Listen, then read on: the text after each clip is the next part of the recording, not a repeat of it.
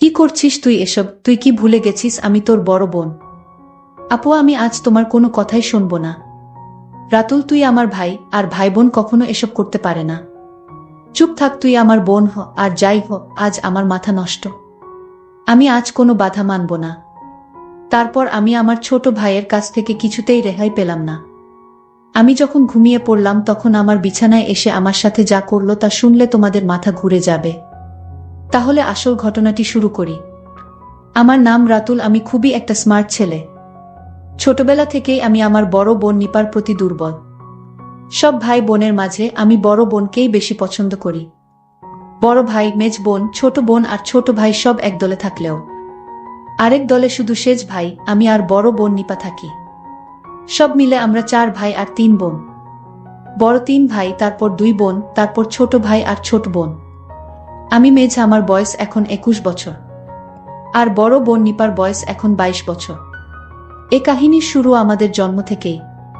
আমরা গ্রামের বড় জমিদার ঠাকুর বাড়ির বড় ছেলের ঘরের ছেলে মেয়ে। ছেলে মেয়েদের মাঝে ছেলেবেলা থেকেই সবচেয়ে সুন্দরী নিপা আপু। আর তার সবচেয়ে বড় ভক্ত আমি। সে যেখানে যায় আমিও তার পিছে পিছে যাই। সব বাচ্চাদের সাথে ওর জন্য মারামারি করি। এমনকি বাড়িতে বাকি ভাই বোনের সাথেও দুজনে দল পাকিয়ে ঝগড়া করি। নিপাকে শাসন করলে বড় দাদাদের সাথে আমার মারামারিও বাধে। নিপার যে কোনো কথা আমি ফেলতে পারি না, সব বায়না মেটায়। আর বড় হয়ে আমাকে নিপা ছেলেবেলা থেকেই শাসন করে। কিন্তু বড় হবার সাথে সাথে আমার এই বোনের প্রতি এক অন্যরকম ভালোবাসার সৃষ্টি হলো। দিনে দিনে নিপা যেমন সুন্দরী হতে লাগলো, আমিও তাকে দেখে অবাক হতে লাগলাম। যে বয়সে আমার বন্ধুরা পাড়ার অন্য মেয়েদের নিয়ে ভাবত, সে বয়সে আমি নিজের বোনকে নিয়ে ভাবতাম। অবশ্য পাড়ার বেশিরভাগ পুরুষের নজরেই নিপার রূপের উপর পড়ত। কিন্তু ভাই বলে আর সব ছেলেরা যেমন প্রকাশ্যে কোনো মেয়েকে নিয়ে নোংরা কথা বলতো কিংবা প্রকাশ্যে মেয়েদের দিকে তাকাতো, তেমন কিছু আমি করতে পারতাম না। বরং কোনো ছেলে তার বোনের দিকে নজর দিলে পরে তাকে ভালো করে ধোলাই করতাম। মেয়েরা ছেলেদের আচরণ বেশ ভালোই বোঝে। নিপা আমার এই নতুন পরিবর্তন ধরতে পারেনি। তা কিন্তু নয়। সে বোঝে আমি তার এতটাই ভক্ত আর তাকে এতটাই ভালোবাসি যে তার প্রেমেও পড়তে পারি। কিন্তু এই প্রেমের কোনো সমাধান নেই, কারণ সে আমার বোন। আমার বোনের হাতের রান্না ছাড়া আমি ভাত খেতে পারতাম না। বোন হিসেবে অনেক ভালোবাসি, তাই বেশি কিছু আশা করি না। বরং ওর মতো একটা বউ হলেই হলো আমার। যদিও তা আমি আর কোনোদিনই খুঁজে পাচ্ছি না। দেখতে দেখতে নিপা কলেজে উঠে গেল। আর নিপা আপু দিন দিন সুন্দরী হতে লাগলো। এদিকে আমাদের এই এলাকায় জাতিভেদ যুগ যুগ ধরে এক বড় সমস্যা। আমি এই জাতভেদের বিরুদ্ধে রুখে দাঁড়াই, বামপন্থীদের পক্ষে চলে যাই। ফলে আমার সাথে জমিদার ঠাকুরদার বিরোধ বাধে। এরপর আমার বাপ ভাই সবাই আমার বিরুদ্ধে চলে যায়। ঠাকুরদার চাপে আমি বাবা মাকে ত্যাগ করতে বাধ্য হই। আমি মা, মাসি, বোন আর বড় বোন নিপার কাছ থেকে বিদায় নিয়ে কলকাতা চলে আসি। এখন আমি সেখানে বিশাল বড় কোম্পানির ম্যানেজার। নিপা পরিবারে একা হয়ে যায়। ওর বয়স তখন 24 বছর। রোজ 2 গ্রাম পেরিয়ে কলেজে পড়তে যায়। এর মাঝে এক সুদর্শন ছেলের সাথে তার প্রেম হয়ে যায়। ছেলেটা চেন্নাইতে ডাক্তারি পড়ে। দুজনে পালিয়ে বিয়ে করে। জমিদারের ভয়ে ছেলেটার পরিবার গ্রাম ছেড়ে পালিয়ে শহরে এক বস্তিতে আশ্রয় নেয়। অনেক কষ্টে ছেলেটা পড়া চালিয়ে যায়। 1 বছর পর জমিদারের লোকরা একদিন ওর জামাইকে ধরে ফেলে। ওরা নিপার বাবার নির্দেশে ছেলেটার 2 পা মেরুদণ্ড ভেঙে দেয়। নিপা তখন 9 মাসের অন্তঃসত্ত্বা। ছেলেটাকে বাঁচাতে যে চিকিৎসার প্রয়োজন তা দেবার সামর্থ্য তার পরিবারের নেই। এমন বিপদের দিনে সে একজনকেই চিৎকার করে ডাকতে পারে, তার ছোট ভাই অর্থাৎ আমাকে। স্বামীকে নিয়ে বোন কলকাতা আসে, আমাকে খুঁজে বের করে। আমি বোনের এই কষ্ট দেখে পাগল হয়ে যাই। আমি ওর স্বামীর চিকিৎসা করাই। কিন্তু আমার বোনকে স্বামীর পরিবার সহ একটা বস্তিতে থাকতে দেখে ভীষণ কষ্ট পাই। কিছুদিন পর নিপা মা হয়। তার স্বামীও একই হাসপাতালে বাঁচা মরার লড়াই করছে। তখন নিপার স্বামী বেঁচে উঠলেও চিরতরে পঙ্গু হয়ে যায়। আমি বোনকে বাচ্চা সহ আমার নিজের এক বাড়িতে চলে আসতে বলি, কিন্তু নিপা স্বামী ছেড়ে কিভাবে আসবে। তাই পঙ্গু স্বামীকেও বোন সাথে নিয়ে আসতে চায়। আমিও মেনে নিই নিপার কথা। নিপার স্বামীর শরীর ভেঙে যায়। সুঠাম শরীর ভেঙে হাড়-ডিসার হয়ে যায়। অবশ্য কিছুদিনের মধ্যেই নিপা আবার তার স্বাভাবিক সৌন্দর্য ফিরে পায়। বরং দিনে দিনে তার রূপ আরও বাড়তে শুরু করে। কিন্তু বোনের স্বামী পঙ্গু হবার পর ওর জীবনের সব আনন্দ যেন শেষ হয়ে গেল। জীবনটা দুঃখে ভরে উঠল।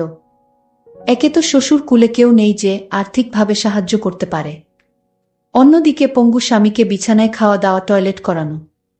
আমার বোনের মনটা দুর্বল হয়ে গেল, তার আনন্দ ধূলিসাৎ হয়ে গেল। এদিকে আস্তে আস্তে আমার দৃষ্টি পড়ল আমার বোনের দিকে, বরং গ্রামে ফেলে আসা সেই কিশোরী বোনের চাইতে। এখন আমার বোনকে অনেক সুন্দর লাগে, কিন্তু মনের মাঝে অনেক দ্বিধা কাজ করে।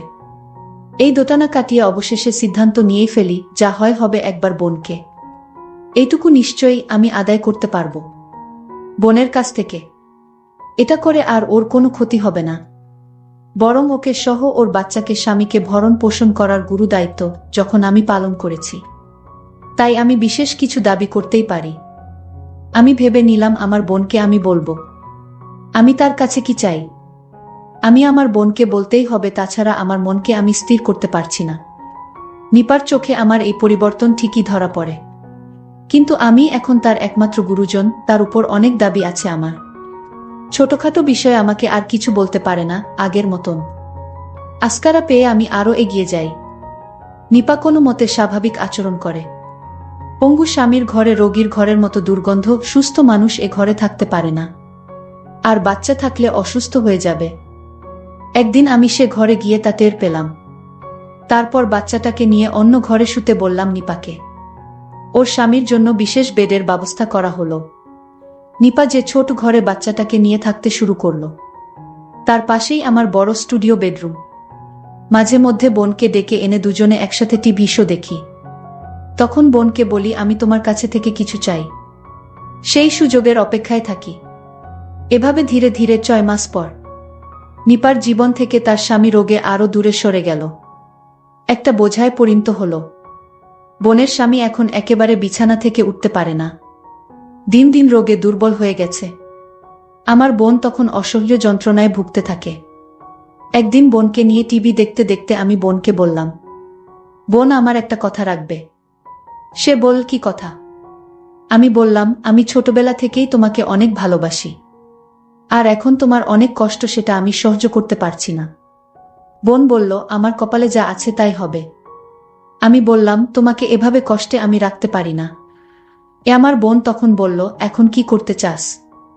আমি বললাম, তোমার স্বামী তো এখন বেঁচে থেকেও নেই, এখন তুমি সব কিছু থেকে বঞ্চিত। আর তাই বলছিলাম, তুমি তোমার স্বামীর সাথে রাতে যা করো আমিও তা করতে চাই। এই কথা শোনার পর বোন ঘর থেকে বেরিয়ে বাচ্চার কাছে চলে গেল। আমার খুব খারাপ লাগলো, নিজেকে খুব ছোট মনে হতে লাগলো। আমার বোনের প্রতি আমার যে দুর্বলতা হয়েছে, যে কোনো সময় একটা অঘটন ঘটাতে পারি, এই ভেবে আমি চিন্তিত হয়ে গেলাম। বোন না চাইলে তাকে কষ্ট দিয়ে আমি কিছুতেই সুখে থাকতে পারবে না। পরদিন বোনকে সরি বলবো, তার সাথে কথা বলবো ঠিক করলাম। কিছুদিন পর আমি বললাম, দেখ, এভাবে তোর জীবনটা একটা পঙ্গু স্বামীর জন্য নষ্ট করার কোনো মানে হয় না। তুই তোর স্বামীকে ওর বাবা মার কাছে দিয়ে আয়, দেখাশোনার জন্য টাকা পয়সা যা লাগে প্রতি মাসে আমি দেব। আর আমি যেহেতু তোকে মাঝে মধ্যে জ্বালাতন করি, তোর ভালো না লাগলে তুইও গ্রামে ঠাকুরদা বাবা মার কাছে ফিরে যেতে পারিস, তাতে তোর ভালোই হবে। নিপা বলল, আর আমার বাচ্চাটার কি হবে? আমি, ওকে গ্রামে নিয়ে যাবি তোর সাথে? নিপা, না না, বাবা মা ওকে অনাথ আশ্রমে দিয়ে দেবে, তারপর আমাকে আরেকটা বিয়ে দেবে। আমি, সেটা খারাপ হবে না, যেভাবে আছিস তার চাইতে ভালো থাকবি। অনাথ আশ্রম থেকে ওকে নিশ্চয়ই বড় কোনো দম্পতি দত্তক নেবে। নিপা, আমি হয়তো ভালো থাকবো, আমার বাচ্চার জীবনটা নষ্ট হয়ে যাবে। খারাপ কোনো লোক নিয়ে চাকর বাকর বানালে কি হবে? আমি, সেটা ভাবিনি আমি। আরেকটু বড় হোক, তারপর ভাবা যাবে। নিপা, আমি এখানে থাকাতে তোর খুব অসুবিধে হচ্ছে তাই না রাতুল? অনেক টাকা খরচা হচ্ছে। আমি, না না, তুই যা ভাবছিস তা না। তুই এখানে থাকলে আমি খুশিই হব, কিন্তু আমার ব্যবহারে তুই কষ্ট পাস এটা আমি চাই না। নিপা, তুই একটা বিয়ে কর না রাতুল। আমি হঠাৎ এই কথা শুনে কাশতে লাগলাম। আমি, কেন বিয়ে করব? কেন? অন্য কোনো মেয়ে এসে তোকে এভাবে বাচ্চা আর স্বামী নিয়ে নিজের সংসারে থাকতে দেবে ভেবেছিস? নিপা বলল, আমি চলে যাব গ্রামে, বাচ্চাটা কাউকে দিয়ে দেব। সুন্দরী একটা বউ হলে তখন আমাকে না জ্বালিয়ে ওকে জ্বালাবি তুই। আমি চলে যাব, বাচ্চাকে দিয়ে দেব বললেই হলো, এত সহজ? যত সব বাজে কথা। অন্য মেয়েকে দিয়ে আমার হবে না, আমার শুধু তোকে চাই। তুই কি পাগল হয়েছিস? আমি আর তুই ভাই বোন। ভাই বোনের মধ্যে এসব হয় না। হে, আমি পাগল হয়ে গেছি। আমি ছোটবেলা থেকেই আমি তোমাকে অনেক ভালোবাসি। ভাই এসব কেউ বলে না লক্ষ্মী ভাই আমার। তোকে আমি খুব সুন্দর দেখে একটা বিয়ে করাবো। তাও ভাই তুই এখন এসব বলিস না। তুই আমার ভাই। আমি মানি না ভাই আর বোন হোক, আমি তোকেই চাই। নিপা বলল, কি যে বলিস না তুই রাতুল। আমাকে দিয়ে তোর বউয়ের কাজ হবে নাকি? বিয়ে তো একদিন তোকে করতেই হবে। আমি অনেক হয়েছে নে, বিয়ে যেদিন করব সেদিন দেখা যাবে। করছি না তাই তুই তোর বাচ্চাটা নিয়ে এখানে ভালোই আছিস। খাল কেটে কুমির আনার দরকার কি তোর? তোর চাইতে সুন্দরী কোনো মেয়ে আছে নাকি যে বিয়ে করব? নিপা ধ্যাত, দেখ রাতুল, আমার সাথে অমন অসভ্য কথা বলবি না। নিপা লজ্জা পেয়ে অথবা রাগ করেই ঘর ছেড়ে বেরিয়ে গেল।